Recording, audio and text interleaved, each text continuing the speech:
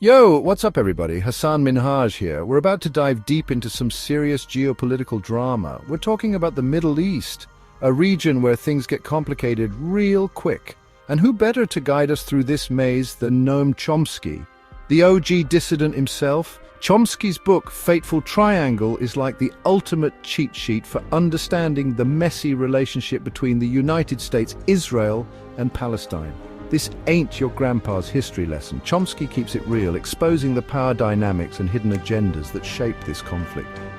Published back in 1983, this book is still crazy relevant today. It's like Chomsky predicted the future, laying bare the roots of the problems we see playing out in the news every single day. So buckle up, fam. We're about to drop some serious knowledge bombs. Let's do this. To understand the drama that unfolds in Fateful Triangle, we got to rewind the clock a bit. Chomsky takes us back to the early 20th century, setting the stage for this epic showdown. Picture this: the Ottoman Empire is crumbling and the British are making power moves in the Middle East. Enter the Zionist movement, advocating for a Jewish state in Palestine.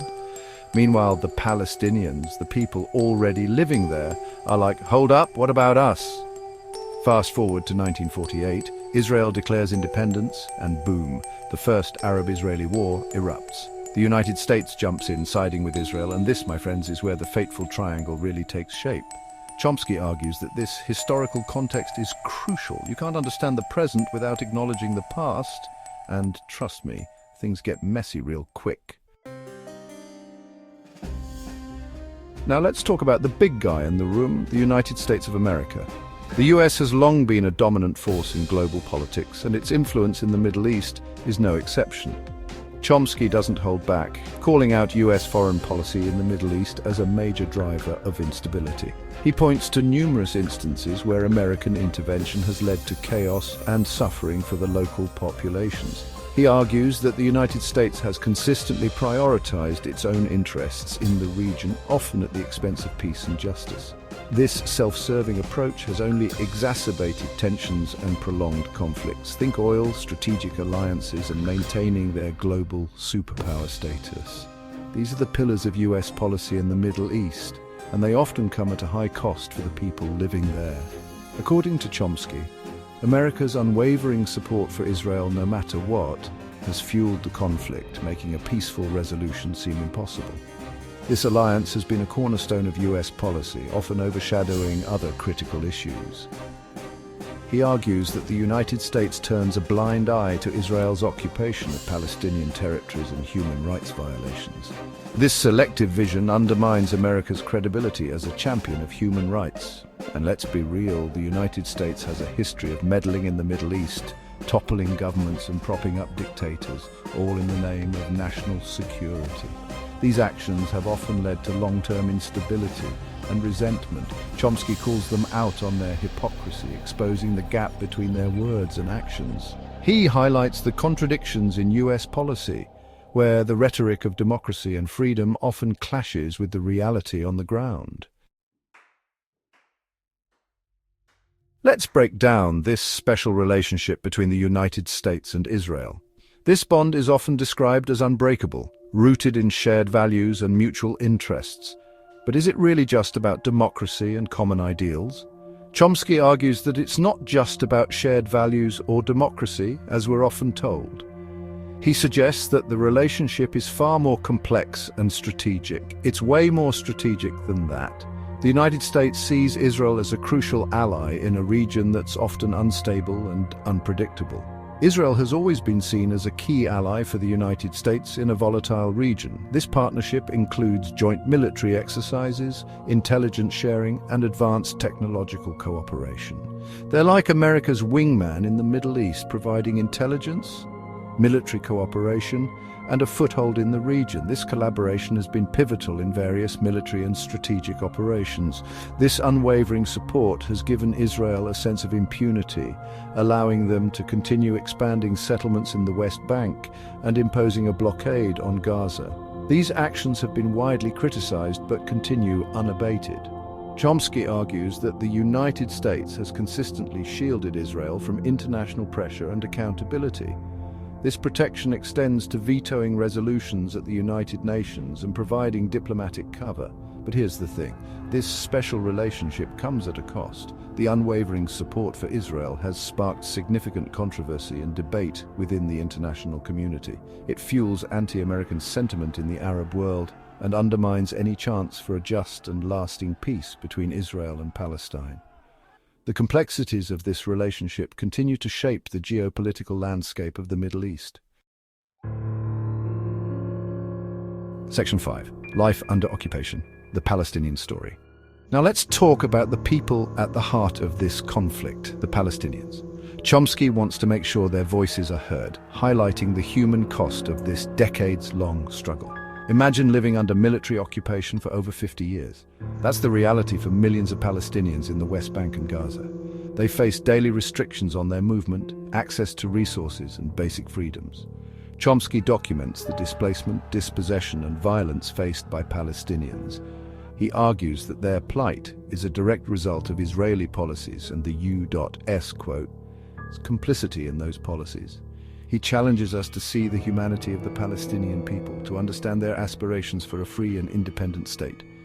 Chomsky reminds us that there can be no peace without justice for all. Section 6. Brooke YB enters the chat. Now, I know what you're thinking, Hassan, this is heavy stuff. You're right, it is. The Middle East is a region fraught with complexities, and understanding it requires diving deep into its history, politics, and the myriad of perspectives that shape it. That's why I wanted to bring in another perspective, someone who can offer a different take on Chomsky's arguments. It's essential to hear from voices that challenge our understanding and push us to think more critically.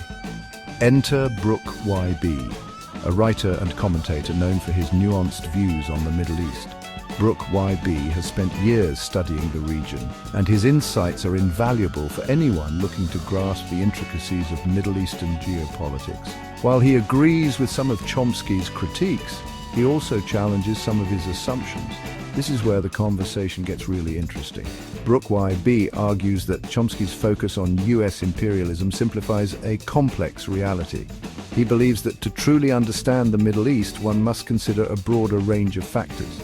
He points out that other factors like regional rivalries and internal divisions also contribute to the conflict.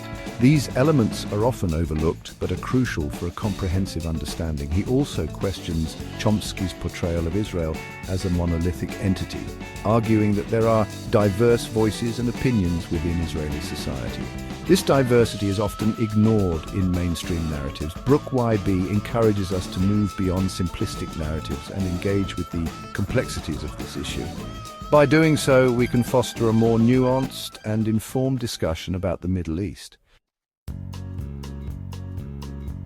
Section 7, agree to disagree, Chomsky versus Brooke YB. So we've got Chomsky, the radical critic, and Brooke YB, the nuanced commentator. They agree on some things like the need for a just solution for the Palestinians, but they also have some major disagreements. Chomsky believes that the US holds the key to resolving the conflict. He argues that if the US were to pressure Israel and stop supporting the occupation, things could change. Brooke YB, on the other hand, is less optimistic about the U.S. quote, S role. He believes that the solution needs to come from within the region, through dialogue and reconciliation between Israelis and Palestinians. Despite their differences, both Chomsky and Brooke YB challenge us to think critically about the Fateful Triangle. They remind us that this is not just an academic debate, it's about real people's lives. Section 8, the Fateful Triangle today is still relevant, so it's 2025.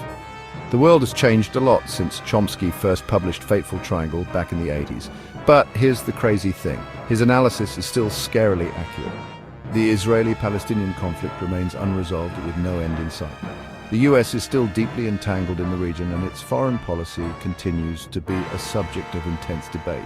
Chomsky's warnings about the dangers of unchecked power, the human cost of occupation, and the need for justice and accountability still resonate deeply today. His work reminds us that we can't just sit back and accept the status quo.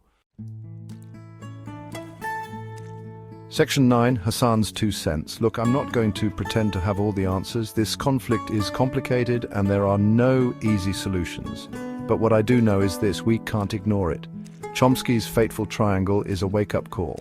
It challenges us to confront uncomfortable truths about power, injustice, and the human cost of conflict. It reminds us that we have a responsibility to speak out against oppression and fight for a more just and peaceful world. So, what can we do? Educate ourselves, engage in meaningful conversations, and hold our leaders accountable. We may not be able to solve this conflict overnight, but we can at least try to understand it and amplify the voices of those who are most affected. Peace out.